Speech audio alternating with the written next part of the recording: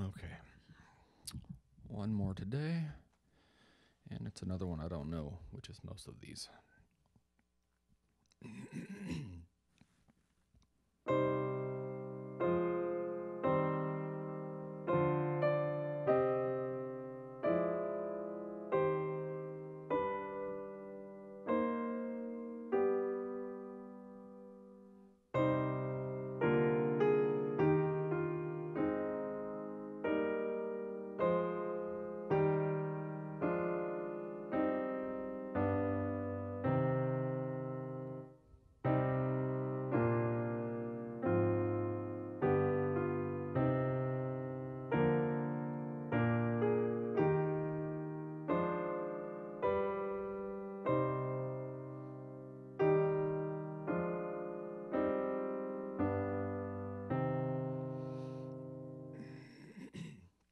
Off to a rough start. I'm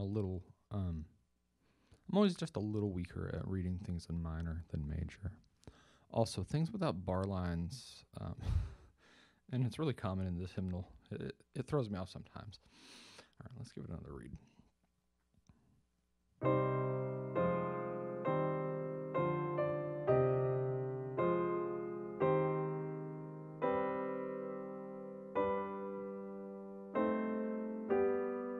Okay, I really want to get that right. What am I doing wrong?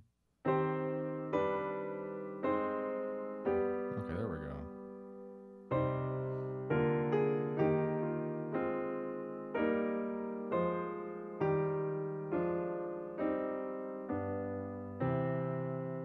No Picardy third.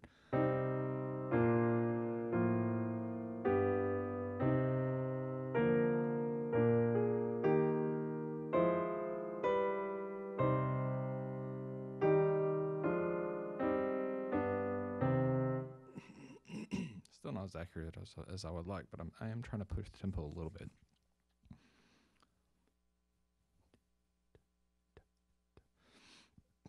Based on the lyrics, yeah, I think D da da da da da is about right.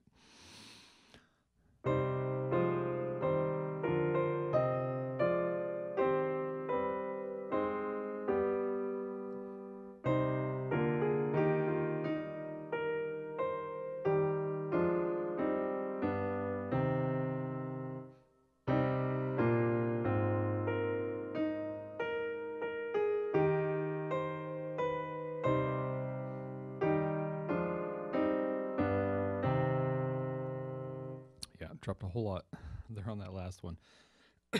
Trying to ensure the melody, which I also still didn't do a great job of. But yeah, it's one of those things where if you're in that situation, say you're subbing at a church, you know, luckily, I'll sometimes be able to get the bulletin or whatever ahead of time and know what hymns to at least look at. But there are plenty of times that I show up to a subbing job and it's just like, oh, here's a whole bunch of stuff that you've never seen. Good luck.